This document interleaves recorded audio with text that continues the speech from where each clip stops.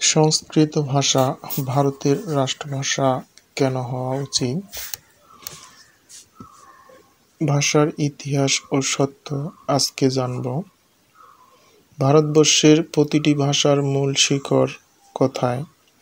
বাংলা, হিন্দি, উড়িষ্যা, তামিল, তেলুগু, এমনকি ইংরেজি ভাষাও সংস্কৃতের প্রভাব আছে।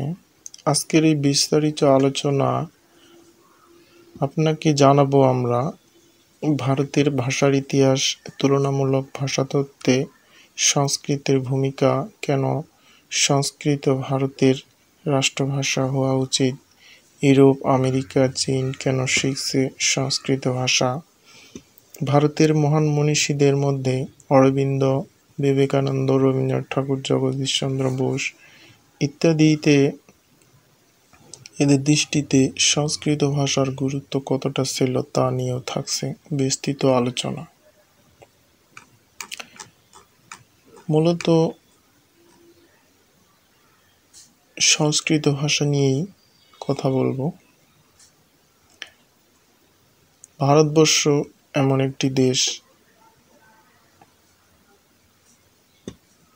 যেখানে এক জীবন্ত সভ্যতা, শত শত ভাষা, সহস্র সংস্কৃতি, আর তার মূল শিকড় সংস্কৃত।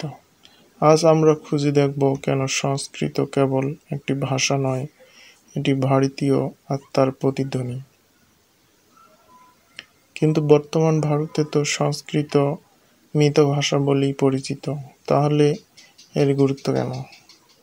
এর উত্তরে এটা বলা যায়, এই কথাটাই তো ভুল বোঝাবুঝির মূল। সংস্কৃত কখনোই মৃত ছিল না, বরং আমাদের শিরায় শিরায় সে প্রবাহিত। চলুন ইতিহাসের পথে হাঁটি, শুরু করি প্রাচীন ভারত থেকে। অধ্যায় 1, ভাষার উৎপত্তি ও আর্য ভাষা। সহস্র বছর আগে হিমালয়ের গুহা থেকে অথবা গঙ্গার তীরে থেকে ঋষিরা উচ্চারণ করতেন অগ্নিমিলে পুরোহিতম। এটাই ছিল ভাষার প্রথম ধ্বনি, আর্য ভাষার সূচনা। তাহলে এই সংস্কৃতই কি ছিল প্রথম ভাষা? উত্তরে বলা যায়, প্রথম নয়, কিন্তু প্রথম সুসংগঠিত ভাষা, যার ব্যাকরণ, ধাতু ও ছন্দ আজও বিজ্ঞানীদের বিস্মিত করে তোলে।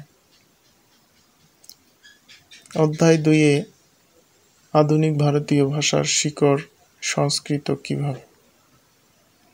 আজকের বাংলা, হিন্দি, উড়িষ্যা সবই সংস্কৃতের সন্তান। উত্তরে ঠিক তাই। মহারাষ্ট্র, সৌর, শনি, মাগধী থেকে শুরু করে আধুনিক ভাষাগুলো সংস্কৃতেরই ধারা। ভাষার ভাঙাগোড়ার ভিতর দিয়েই এরা এসেছে। আরেকটি প্রশ্ন, তাহলে কি দক্ষিণের তামিল ও সংস্কৃত ভাষা থেকে এসেছে? উত্তরে এটা বলা যায়, তামিল দ্রাবিড় ভাষা, তবে হাজার বছর সংস্কৃত ভাষার সাহচর্যে তাদের শব্দভাণ্ডারও সংস্কৃত ভাষায় প্রায় 60-70% সংস্কৃত ভাষা ঢুকে গেছে। অধ্যায় 3-এ আমরা আলোচনা করি তুলনামূলক ভাষাতত্ত্বের সংস্কৃতের বিস্ময় প্রভাব। আমরা কয়েকটি শব্দের উদাহরণে জানব কিভাবে সংস্কৃত ভাষাই সকল ভাষার মূল শিকড়। অগ্নি শব্দটা কেবল সংস্কৃতে নয়, ল্যাটিনেও ইগনিস, স্লাভিকেও অগ্নি, ইংরেজিতেও ইগনিট, সবই এক মূল থেকে এসেছে। তা তো অবাক করার মতো। তাহলে সংস্কৃত কেবল ভারতের নয়, সারা বিশ্বের এক শিকড়। এটার উত্তরে ঠিক তাই। সংস্কৃতের সঙ্গে গ্রিক, ল্যাটিন, পার্সিয়ান ভাষার ধাতুগত সম্পর্ক আজও ভাষাতত্ত্বে আলোচিত হয়। অধ্যায় 4-এ সংস্কৃত রাষ্ট্রভাষা হওয়া উচিত কেন? আজ যখন ভারতে হিন্দি, ইংরেজি নিয়ে তো দ্বন্দ্ব, তখন সংস্কৃত রাষ্ট্রভাষা হলে সমস্যার সমাধান হবে কেন? এটার উত্তরে বলা যায়, কারণ সংস্কৃত কারো ভাষা নয়, সবার ভাষা। এটি চাপিয়ে দেওয়া নয়, বরং শিকড়ে ফেরা। যেমন বর্তমান ধর্মীয় আচারে গায়ত্রী মন্ত্র, পূজার শ্লোক সবই সংস্কৃততে। এমনকি আচার আচরণ সবকিছুই সংস্কৃততে বহন করে। কিন্তু সাধারণ মানুষ সংস্কৃত যে জানে না, তখন কি করবেন? এটার উত্তরে বলা যায়, তুমি বিশ্বাস করবে না, আমরা অজান্তেই প্রতিদিন সংস্কৃত বলি।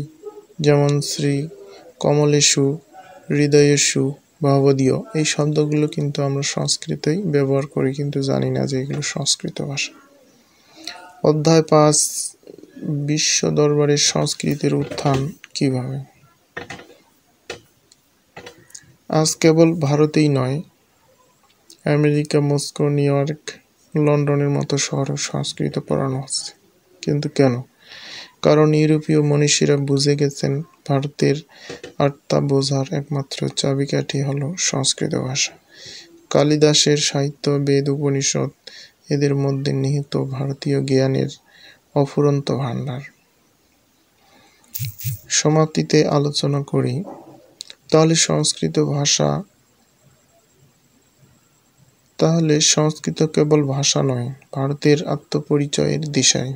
ঠিক তাই সংস্কৃত আমাদের ঐতিহ্য নয়, আমাদের ভবিষ্যৎ। সংস্কৃত রাষ্ট্রভাষা হলে আমরা কেবল ঐক্যের পথেই হাঁটব না, বরং বিশ্ব সভ্যতাকেও আলোকিত করব। আপনি কি মনে করেন সংস্কৃত ভাষা রাষ্ট্রভাষা হওয়া উচিত ভারতের? কমেন্টে জানান আপনার মতামত। ভিডিওটি শেয়ার করুন, কারণ ভাষার আলো ছড়িয়ে পড়ুক প্রতিটি ঘরে। বন্দে মাতরম।